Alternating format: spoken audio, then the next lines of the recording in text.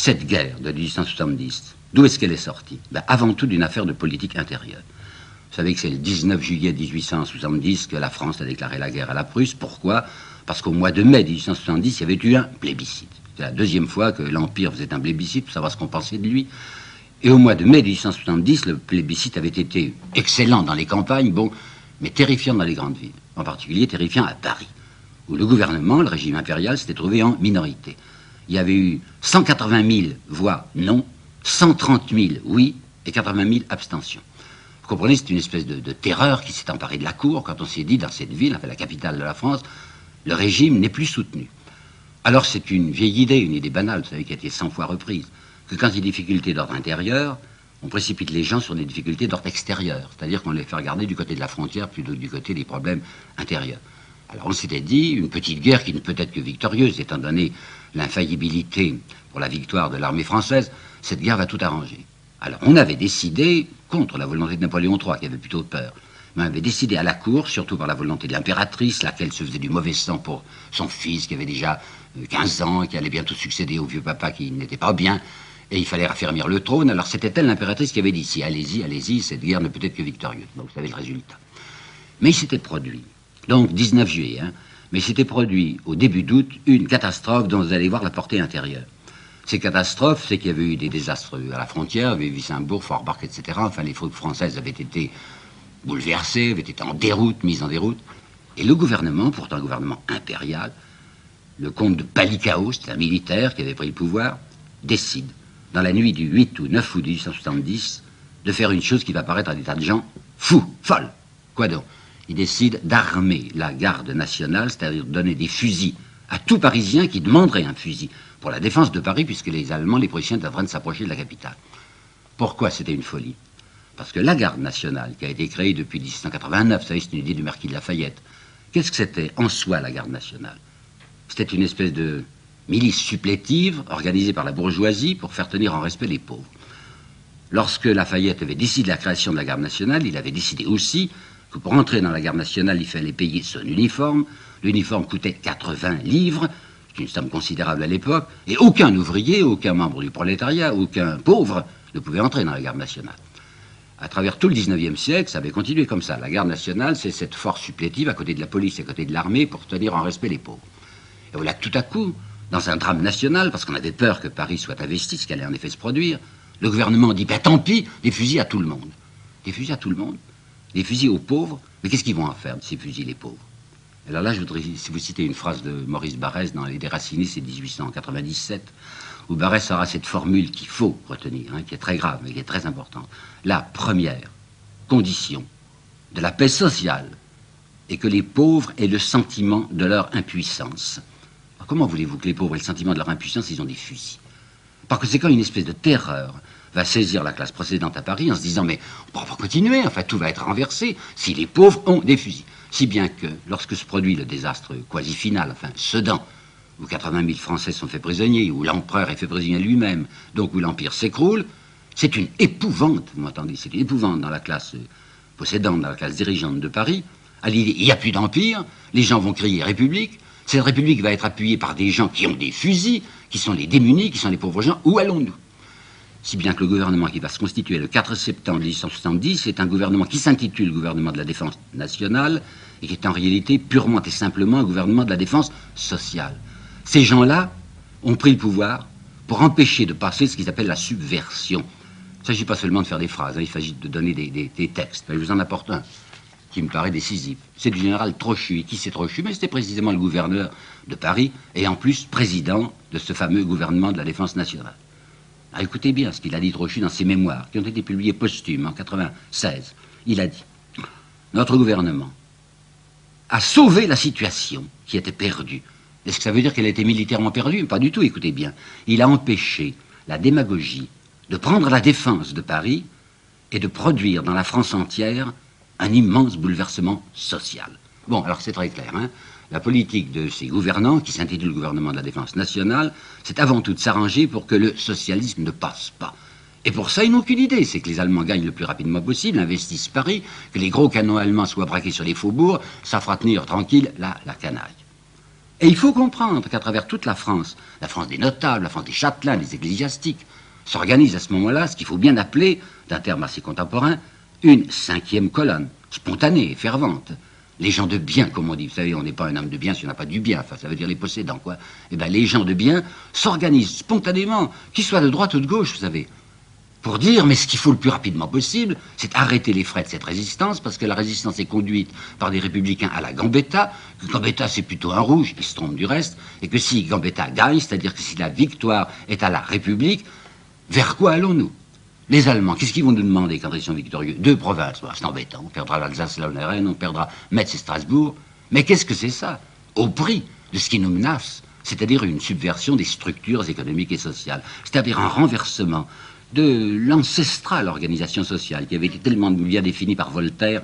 C'est une phrase que j'ai jamais citée, je sais bien, mais peu importe parce qu'elle est trop peu connue. Voltaire, qui disait au XVIIIe siècle, un pays bien organisé est celui où le petit nombre fait travailler le grand nombre, est nourri par lui, vous entendez bien, est nourri par lui, et le gouverne. Eh bien, une victoire de la République en 1870, une victoire militaire de la République, eût été mettre en péril ce système du petit nombre nourri par le grand nombre. C'est pour ça qu'on va arriver le plus rapidement possible à la capitulation de Paris, que le général Trochu désirait depuis le début.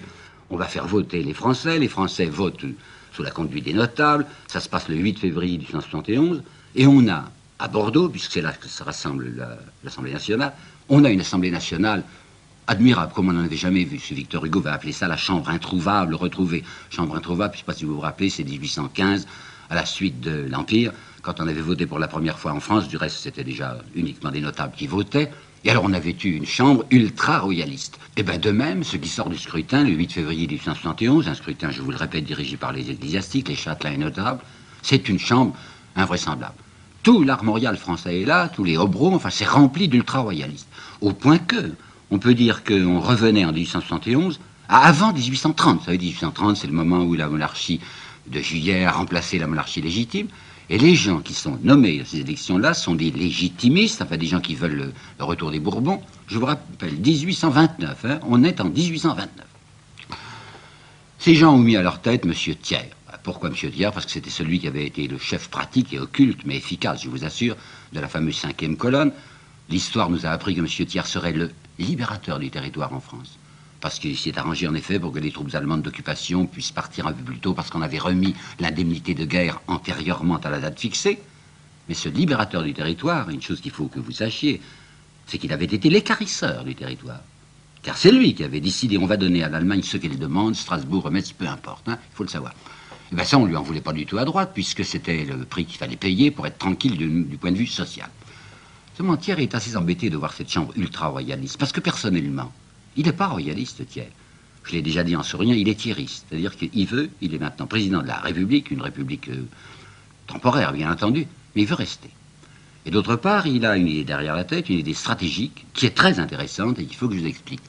Là, voilà cette idée stratégique. Il dit, voyons, les royalistes sont là parce qu'ils veulent empêcher de passer la subversion. Mais est-ce que la monarchie est un système vraiment aussi solide que ça, qu'on se l'imagine, pour se protéger contre le socialisme? Car le socialisme, c'est la grande terreur du 19e siècle. Il explique à un certain nombre de gens, vous savez, c'est pas sûr, enfin, que le régime monarchiste soit le meilleur régime pour empêcher de passer les rouges, enfin la canaille, encore comme on disait. Pourquoi? Parce que, voyons, réfléchissez, dans un gouvernement monarchique, c'est la volonté d'un seul qui commande, la volonté roi, du moins en principe. Hein. Alors la volonté d'un seul, c'est faible, hein, c'est vulnérable. Les gens peuvent se soulever au nom de la liberté. Tandis que réfléchissez bien à ce que c'est que la République en principe. Et auparavant, réfléchissez aussi, disait Thiers, à ce que c'est que l'autorité. Ben, l'autorité, c'est une formule qui n'est pas de Thiers, mais je crois pouvoir résumer sa pensée comme ça. L'autorité, c'est la force qui obtient une obéissance consentie. Hein, la force qui obtient une obéissance consentie. Alors, comme le mythe royal est en train de se défaire en France, on l'a vu à plusieurs reprises, il faut substituer à ce mythe royal un autre mythe qui sera le mythe du suffrage universel, c'est-à-dire le mythe de la volonté nationale. Et cette fois, ça sera extrêmement puissant comme rempart. C'est la volonté nationale elle-même qui décide qu'il faut faire une république, par exemple, conservatrice. Alors, quiconque se soulèverait contre un gouvernement républicain se soulève contre la liberté, puisque c'est la liberté qui s'est exprimée et qui règne à l'aide du suffrage universel. Alors vous voyez quel attentat monstrueux. On peut mobiliser toutes les forces nationales contre ceux qui prétendaient lutter contre un gouvernement dit démocratique. Oui, mais qu'est-ce que c'est que la volonté nationale? En fait, c'est la majorité. Hein. la majorité du suffrage universel, c'est-à-dire la moitié plus 1, c'est très facile d'obtenir la majorité du suffrage universel quand on sait s'y prendre.